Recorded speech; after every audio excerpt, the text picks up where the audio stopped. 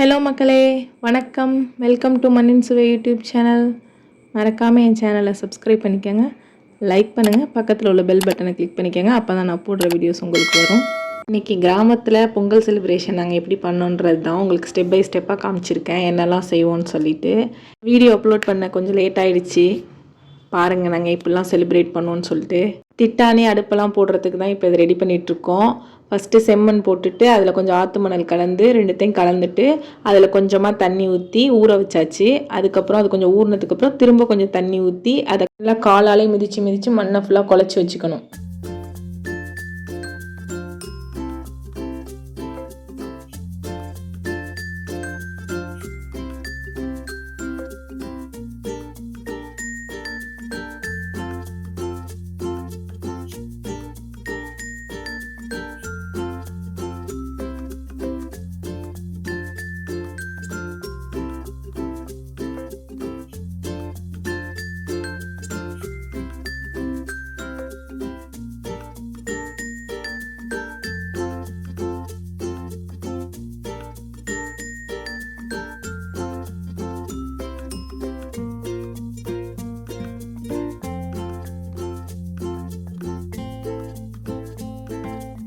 இப்படியே கொஞ்சம் கொஞ்சமாக தண்ணி சேர்த்து அப்புறம் சைடில் உள்ள மண்ணெல்லாம் எடுத்து இப்படியே மிதிச்சிட்டு இருந்தால் மண்ணு நல்லா குழஞ்சிரும். திட்டாணி போடுறதுக்கு நமக்கு ஈவனாக ஸ்ப்ரெட் பண்ணுறப்ப மண்ணில் வந்து கட்டி எதுவும் இல்லாமல் திட்டாணி போடுறதுக்கு ஈஸியாக இருக்கும். அப்புறம் ஒரு ஃப்ளாட்டான தரையில் கொஞ்சம் தண்ணி தெளிச்சுட்டு ஒரு கோடு போட்டு அந்த திட்டாணி போடுறதுக்கு இப்போ நம்ம மிதித்து வச்சுருக்க மண்ணை அதில் கொஞ்சம் கொஞ்சமாக போட்டு அதை ஈவனாக ஸ்ப்ரெட் பண்ணி அதை அழகாக ஒரு தரை மாதிரி செஞ்சிடணும்.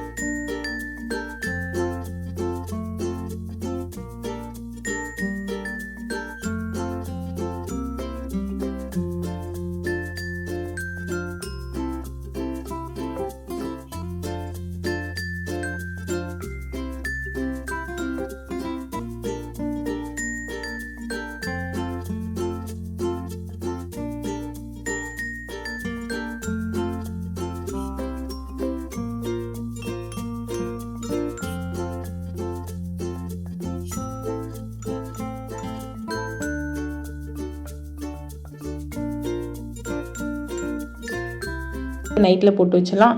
அது மட்டும் இல்லாமல் நல்லா வெயிலில் காலையிலே போட்டால் ஒரு மாதிரி தெறிப்பு விட்டுரும். அதனால நைட்டில் போட்டுட்டோன்னா அந்த ஈரப்பதம் வந்து கரெக்டாக மெயின்டைன் ஆகி காலையில் வந்து வெயில் அடிக்கிறப்ப நல்லா காஞ்சி நமக்கு தர கரெக்டாக வரும். அது கூடவே இப்போ நான் வந்து அடுப்பு போடுறதுக்கு உருண்டையும் உருட்டி வச்சுக்கிறேன். உருண்டையாக 7 உருண்டை போடுவோம்.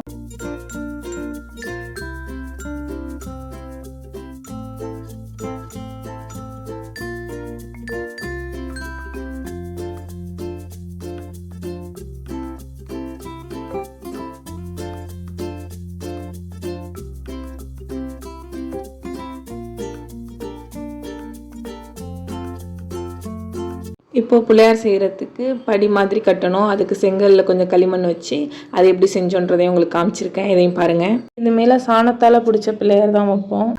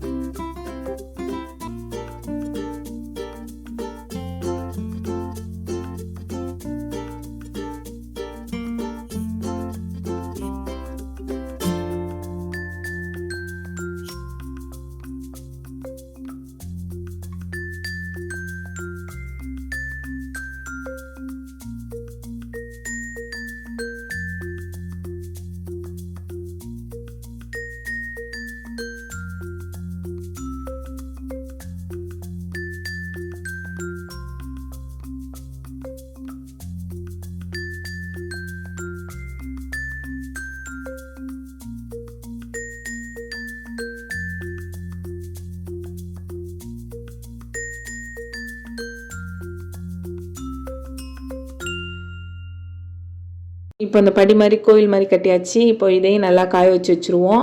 அடுத்து செகண்ட் டே நைட்டு நல்லா காஞ்சிருக்குல்ல, அதில் வந்து நல்லா சாணம்லாம் மொழுகி வச்சுட்டு அந்த நம்ம அடுப்புக்கு செஞ்ச அந்த உருண்டையில் எல்லாத்துலேயுமே சாணம் மொழுகி இதையும் நல்லா காய வச்சாச்சு. இது டே 2. அடுத்து டே 3 பொங்கல் அன்னைக்கு காலையில் இருக்க இடத்துல நல்லா மாக்கோலம் போட்டுட்டு பிள்ளையாருக்கு வந்து பிள்ளையார் படியிலலாம் கோலம் போட்டு பிள்ளையாருக்கு பூவெல்லாம் வச்சு அதுக்கு அலங்காரம் பண்ணியாச்சு. சைடில் பொங்கல் வைக்கிற இடத்துல காத்தடிக்காமல் இருக்கிறதுக்காக நம்ம வந்து சுற்றி மரவடை மாதிரி கட்டியாச்சு. அடுத்து பொங்கல் வைக்கிறது தான் பார்க்கலாம்.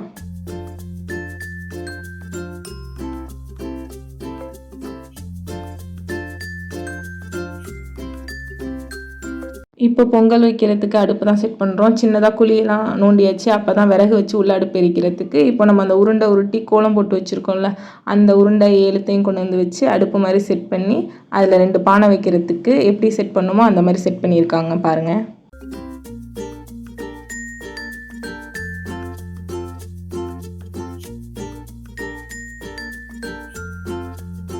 அடுப்பு செஞ்சு முடித்தோன்னே அதில் பானையை வச்சு அதில் பால் ஊற்றி அருகம்புல் போட்டுட்டு அரிசி களைஞ்ச தண்ணியை ஊற்றி எந்த சைடு பொங்கி வருதோ அதை பார்த்துட்டு இதுக்கு சாமி கும்பிட்டோம். ஃபஸ்ட்டு பானை வச்சோன்னே சாமி கும்பிட்டுட்டு அடுத்து இதெல்லாம் செஞ்சோம். அடுத்து நல்லா வந்து பொங்கல் செஞ்சு நல்லா சாப்பிட்டாச்சு.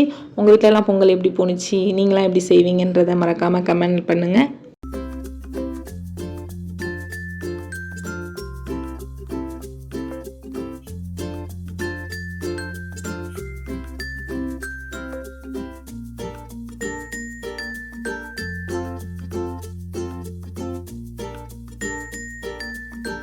கொஞ்ச நாளாக வீடியோ சரியாக போடல. இனிமேல் நான் கண்டிப்பாக ரெகுலராக அப்லோட் பண்ணுறேன். என்னை சப்போர்ட் பண்ணுங்கள்.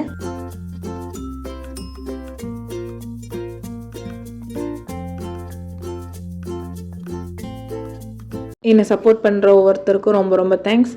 என்னோடய வீடியோ எல்லாத்தையும் பாருங்கள். உங்கள் ஃப்ரெண்ட்ஸ் அண்ட் ஃபேமிலிக்கும் ஷேர் பண்ணி பார்க்க சொல்லுங்கள். இன்னும் இது மாதிரி நிறைய இன்ட்ரெஸ்டிங்கான வீடியோஸ் உங்கள் கூட நான் ஷேர் பண்ணுறேன். அதையும் பார்த்து என்னை சப்போர்ட் பண்ணுங்கள்.